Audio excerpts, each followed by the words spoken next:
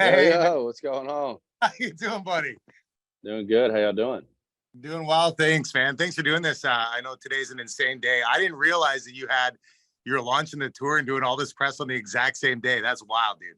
Oh yeah, man. We actually just pulled into Vancouver, about to get geared up, kick off with Thomas Rhett. So yeah, Unreal.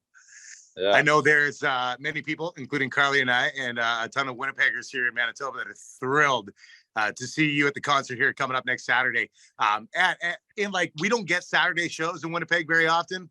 So can we expect like the crowd should be ready to go, ready to rock and roll, and then Sunday be ready to sleep all morning? I mean, I hope so, because I'll be honest with you, this show is pretty wild. So it's gonna be fun. So definitely push whatever you have to do on Sunday morning back a little bit, because you're gonna need a few more hours of sleep. Your new album comes out the Friday before the show here in Winnipeg. What can you tell us about Bluebird Days? I say, we had two goals going into making this record, and it was to be really honest in songwriting, and to show growth from the home state record. Not necessarily moving on from it. I'm a big proponent in Dance with Who Brought You, and my fans fell in love with that album, and I don't want to get away from that. But I do want to show growth in the phase of life that I'm in. I'm in a totally different spot than I was when I wrote for that record. So those are the two things that was our goals, and I think we accomplished them. But now it's our time to put the record out and see what y'all think about it. So I'm excited. Well, we're all excited about the music, but I gotta say, I gotta comment on something, Jordan. You look happy, man. You look really happy. Man, I really, like, to be honest with you, I'm super blessed. Like, I get to, travel the country with my friends and play music. And I've got a family that supports me, and two beautiful kiddos back at the house. There's no reason why I shouldn't be. So I'm glad I'm showing that, because I truly am, man. I'm having a blast. The last time that we had an opportunity to chat, it was a great conversation. But one of the things that we talked about at the end of it was I said, hey, we got to bring you up here to Canada, to Winnipeg, to go fishing. And then the next time you came up to Canada, and I didn't realize that there was going to be the Grey Cup. You're not fishing the Grey Cup. I was like, dude, you ain't going to fish next time you're up here in Canada. You're barely staying outside for that. That was like, it's funny. We got into Regina, and they were like, oh, y'all got lucky. Y'all got one of the warmer days. And I was like, warmer days? It's 19 degrees outside. Like, what are you talking about? It's freezing cold. Have we seen what the weather's going to be like here next Saturday for when they come out? Don't tell me. Don't tell me. Yeah. I don't even want to know. Karly was telling me about all the fun pranks that you guys did on your last tour there, obviously with Luke Combs, and the fact that there was dirt all over the stage, which I think is hilarious. How you pranked him back as well. I didn't realize, is this a thing that happens quite often between artists? So, I mean, I've been on some tours where they're kind of like, hey, we don't do the prank thing. And that's totally fine. I kind of thought that Luke was like that. I didn't know that Luke, was part of, like, wanted to prank people. And his team came up to me before the last show and was like, hey, how are you pranking Luke? And I was like, well, man, he's the entertainer of the year. Like, I don't know if I want to prank the entertainer of the year. And his manager looked at me and goes, you better prank him.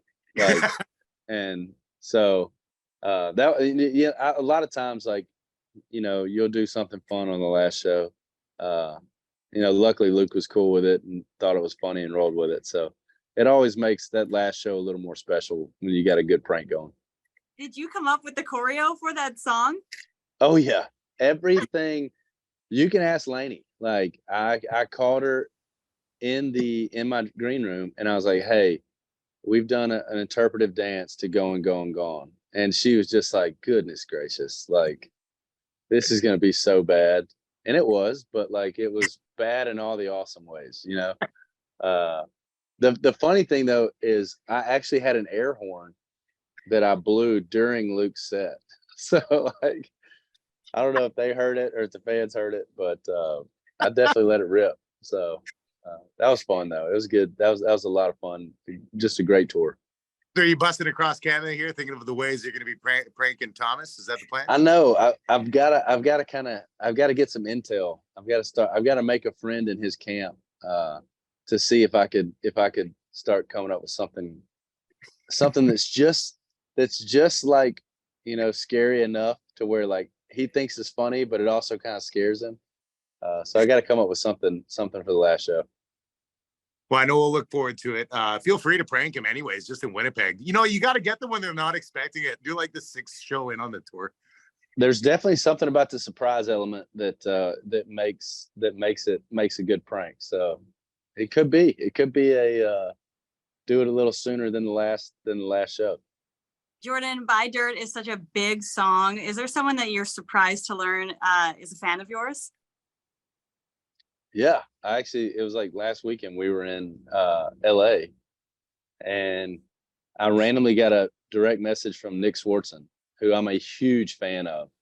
And he was just like, "Hey man, I was with a fan of yours tonight and they played your music and now I'm a fan." And I was just like, dude, I was like fanboying. Like Nick Swartzen's hilarious. So it was pretty cool to get a message from him. It was mutual respect. And I sent him a message back. I was like, dude, this is crazy. I've been a huge fan for a long time. So I appreciate the message. So that was one that kind of surprised me.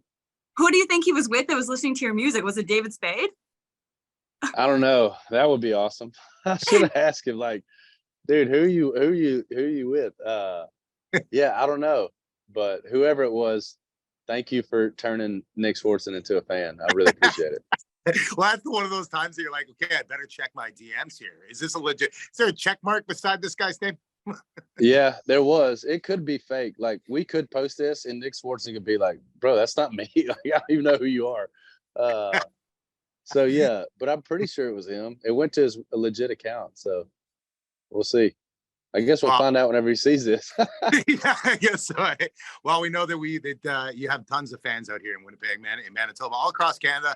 Thanks for coming on tour here, dude. Like, we really appreciate it. We love when country artists come and check out north of the border, and then especially coming to our home province and our hometown and put on a show for the fans. And I guarantee, man, Jordan, we're all pumped to see you. Guarantee you're going to put on a heck of a show.